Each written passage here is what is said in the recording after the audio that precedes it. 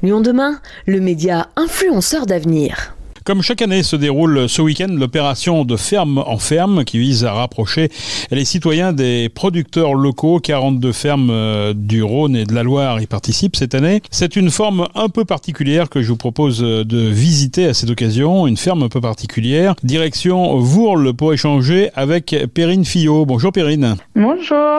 Avec Adeline, votre maman, vous avez décidé d'installer 1300 m² de serre pour une production quelque peu atypique. On ne trouvera pas là de tomates, ni de haricots, ni de choux, pas même une courgette.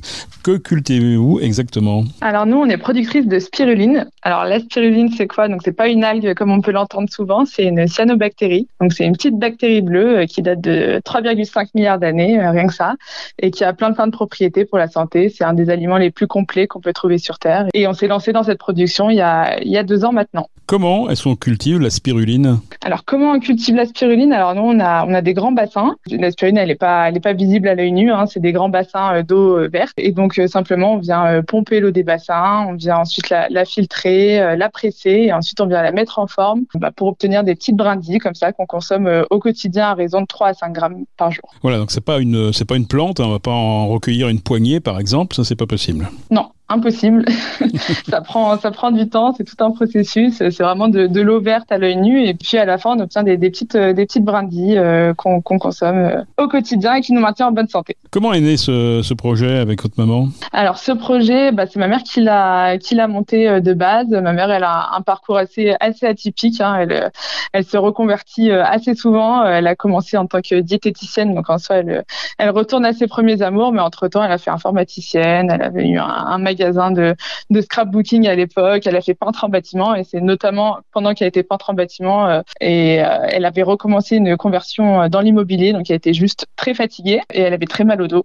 Et mon frère, à l'époque, était en école de biologie et a fait un stage justement chez un spirulinier français. Et il lui a dit, maman, tu devrais commencer à en consommer parce que ça te ferait du bien. Et c'est comme ça qu'elle a fait sa première cure de spiruline, et ça lui a fait tellement de bien qu'elle a décidé de mettre à la poubelle le tout nouveau diplôme qu'elle venait d'avoir dans l'immobilier et de se lancer dans ce projet-là. Alors, vous disiez, ça fait 3 milliards d'années que la spiruline existe.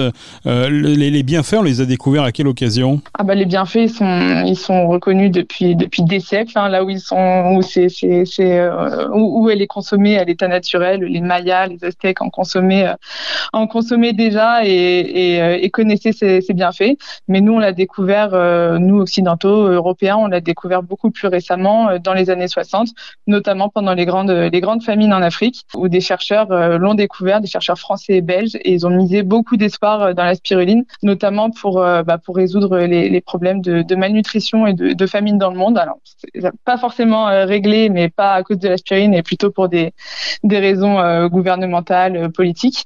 Mais en attendant, grâce à eux, nous on sait la cultiver aujourd'hui dans nos pays, notamment en France, qui est un pays pionnier. Et on l'utilise pour quelles propriétés alors aujourd'hui dans la vie de tous les jours? Les propriétés, elles sont très nombreuses. Il faut savoir que c'est vraiment l'aliment le plus complet après le lait maternel.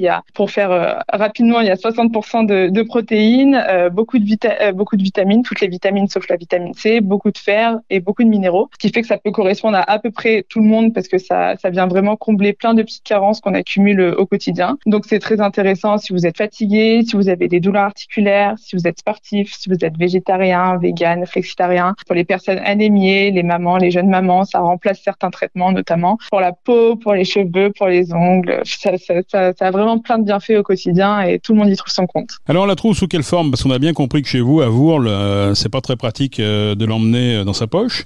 Par contre, je suppose que le produit final, il prend une toute autre dimension. Alors expliquez-nous un petit peu quelles sont les formes au final de la spiruline. Alors nous, on la fait principalement sous forme de brindilles. C'est comme ça qu'on va la consommer au quotidien, ou sous forme de cure. Donc c'est des toutes petites brindilles comme ça. Donc on la consomme à raison de 3 à 5 grammes par jour au quotidien. Donc ça correspond à 2 petites cuillères à café rases, et vous mettez dans la bouche et vous avalez tout rond, sans mâcher, sans croquer, comme on avalerait un comprimé en soi. Et donc on la trouve sous forme de petits sachets, des sachets de 200 grammes, donc une dose pour 1 mois. Pour une personne. Voilà. Il y a une image de la spiruline, il y a en tout cas une réputation qui dit que la spiruline c'est pas très bon quand on la mange. La vôtre, paraît-il, meilleure. C'est vrai, absolument. Tous ceux qui ont goûté ont été étonnés parce que effectivement, la plupart des Français ont l'habitude de consommer de la spiruline industrielle. C'est celle qu'on trouve en grande majorité dans les grandes chaînes de magasins bio, dans les parapharmacies, pharmacies, etc. À savoir que c'est 90% de la spiruline consommée en France qui provient de l'étranger et très majoritairement de Chine. Et en fait, cette spiruline, elle est brûlée concrètement.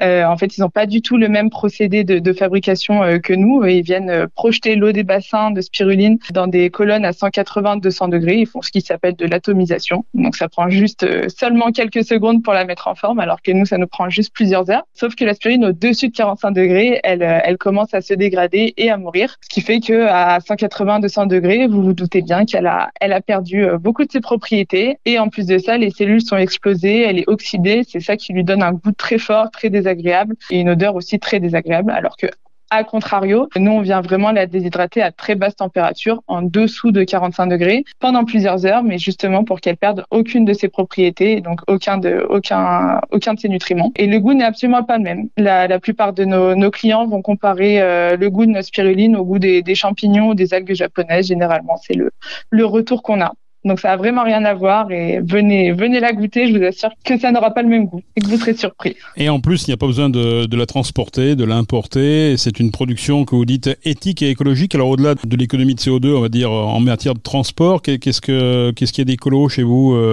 à Vourles? C'est écologique parce qu'on utilise très peu d'eau. C'est un circuit fermé ou en tout cas circulaire. Quand on vient récolter notre spiruline, on vient pomper l'eau des bassins qui atterrit du coup dans un bac de récolte, comme je l'ai dit, où il y a un filtre très fin qui va faire en sorte que la spiruline se colmate au filtre et toute l'eau retourne au bassin. Donc, il n'y a aucun gâchis d'eau.